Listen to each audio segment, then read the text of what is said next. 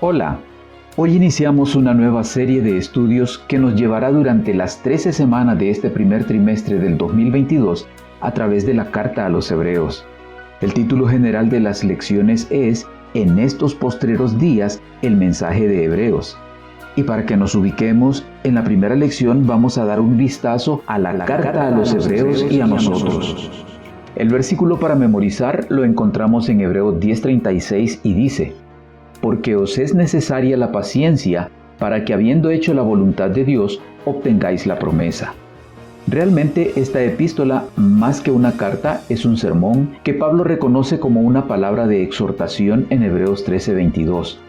Fue dirigida a creyentes en Cristo que experimentaron dificultades y habían llegado a cansarse a tal punto que comenzaban a cuestionar su fe. Con este sermón, Pablo los desafía a perseverar en la fe y a mantener su mirada en Jesús, quien ahora es nuestro sacerdote en el santuario celestial. Le invito a que obtenga su folleto si todavía no lo ha conseguido, para que pueda seguir el estudio con más detalles. Aquí, como en todos nuestros videos, vamos a considerar las ideas principales de esta primera lección, que nos ayuda a entender esta epístola y a aplicar su mensaje a nuestra vida. Veamos entonces por qué se considera que fue un comienzo glorioso. Los primeros destinatarios de esta carta no habían escuchado a Jesús predicar o enseñar, así que aprendieron el Evangelio por medio de otras personas. Fueron confirmados mediante señales y obras poderosas realizadas gracias a los dones otorgados por el Espíritu Santo. Y fue el mismo Espíritu Santo que capacitó a los apóstoles y a los demás que se dedicaron a enseñar el Evangelio, quien trajo a las mentes de los primeros creyentes la convicción de que sus pecados habían sido perdonados, de la salvación de la condenación y la liberación de los poderes del mal. Gracias a esto eran cristianos audaces y confiados, con una experiencia religiosa dichosa. Aunque el comienzo fue glorioso, debemos reconocer que la vida de fe en Cristo nos puede llevar a enfrentar la lucha, como resultado de que por ser fieles al Señor, llegamos a ser diferentes, lo que hace a algunos sentirse incómodos, generando conflictos como podemos ver en Hebreos 10:32 al 34.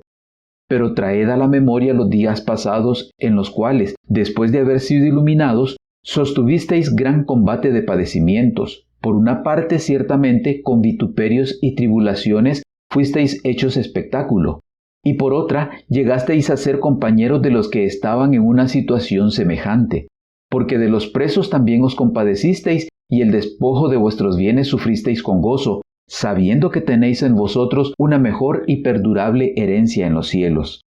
Esto en algunos probablemente produjo sufrimiento verbal, físico, encarcelamiento, juicios injustos.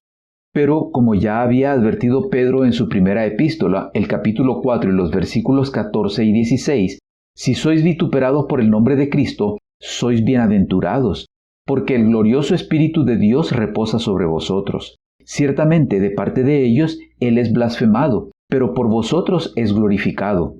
Pero si alguno padece como cristiano, no se avergüence, sino glorifique a Dios por ello. Cuando se vive genuinamente el cristianismo, la gente que rodea a los cristianos se puede sentir ofendida porque los hace sentir culpables o avergonzados por su estilo de vida y moralidad, lo que provoca rechazo. Obviamente, esto produce malestar a los cristianos, es decir, cansancio emocional, psicológico y en algunos casos aún económico, especialmente cuando esto lleva a algunos hasta la prisión, por ejemplo. Es que generalmente después de utilizar las energías para enfrentar una amenaza, lo habitual es que después de la victoria, al relajarse, se es más vulnerable al contraataque de un enemigo, que es lo que le pasó a Elías, de acuerdo al relato que encontramos en el primer libro de Reyes, capítulo 19, los versículos 1 al 4. Completamente agotado después de la victoria sobre los profetas de Baal, él se fue por el desierto un día de camino y vino y se sentó debajo de un enebro. Y deseando morirse dijo: «Basta ya, oh Jehová, quítame la vida, pues no soy yo mejor que mis padres».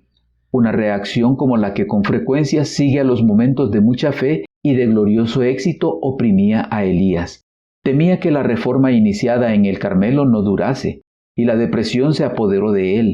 Había sido exaltado a la cumbre de Pisga, ahora se hallaba en el valle.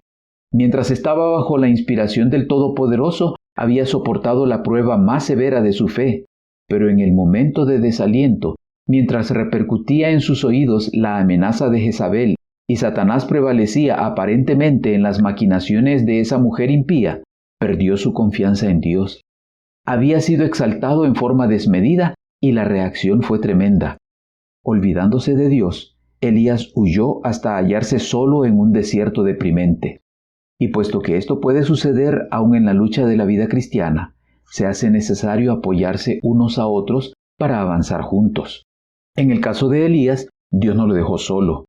De acuerdo a los versículos 5 al 18 de Primero Reyes, Dios mostró interés en suplir a las necesidades físicas de Elías, lo dejó descansar y le proveyó alimento. Luego habló con él en la cueva en Horeb, hasta donde llegó después de comer y beber y caminar 40 días y 40 noches. Y se presentó el Señor a Elías no en el viento, ni en el terremoto, ni en el fuego, sino en el silbo suave y apacible, desde donde amablemente lo reprendió, le encargó otras cosas por hacer y le aseguró que había 7,000 que no habían doblado sus rodillas delante de Baal. A través de todo Hebreos, el apóstol da instrucciones para ayudarlos a recuperar su fuerza y fe originales. Entre las instrucciones que da está que atiendan las necesidades físicas de sus hermanos, que practiquen la hospitalidad, que visiten y socorran a los presos en sus necesidades, que sean generosos, que no pierdan el rumbo, que no tengan un corazón pecaminoso e incrédulo. Los animó a crecer en la fe, a no dejar de congregarse, es decir, que avanzaran juntos, animándose unos a otros, motivándose a tener amor y a hacer buenas obras, sabiendo que tienen a Jesús, quien realiza un ministerio en favor de ellos en el santuario celestial. Estas instrucciones son especialmente importantes en estos postreros días, lo que les agrega urgencia, además de que hay promesas que están a punto de cumplirse. En lo que dice el apóstol, compara a su audiencia con Israel cuando estaba a punto de entrar a la tierra prometida. Les recuerda, porque aún un poquito, y el que ha de venir vendrá y no tardará, como dice en Hebreos 10:37, y agrega en el versículo 39, pero nosotros no somos de los que retroceden para perdición, sino de los que tienen fe para preservación del alma, recordándoles así que antes del cumplimiento de las promesas, históricamente, el pueblo de Dios ha enfrentado peligros. El libro de Números narra que el pueblo de Israel, cuando estaba a punto de entrar en la tierra prometida, enfrentó dificultades. La primera, como resultado de la incredulidad, y no entraron a Canaán. Y la segunda, en que se enredaron en la adoración a Baal mediante las tentaciones sexuales inducidas por las mujeres moabitas, de acuerdo al consejo de Balaam a Balac.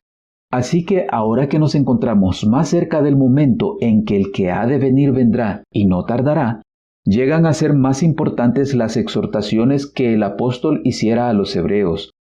Aferrarnos a nuestra fe, fijar los ojos en Jesús, evitar la inmoralidad y la codicia, considerar el resultado de la conducta de los líderes e imitar su fe, y obedecer a los pastores porque velan por nuestras almas. Todos nosotros, en nuestra vida cristiana, de una u otra forma experimentamos dificultades. Es posible que algunos se sientan cansados de luchar y que comiencen a cuestionar su fe. En el estudio de Hebreos seremos desafiados a perseverar en la fe y a mantener nuestros ojos puestos en Jesús, el autor y consumador de la fe, nuestro sacerdote en el santuario celestial.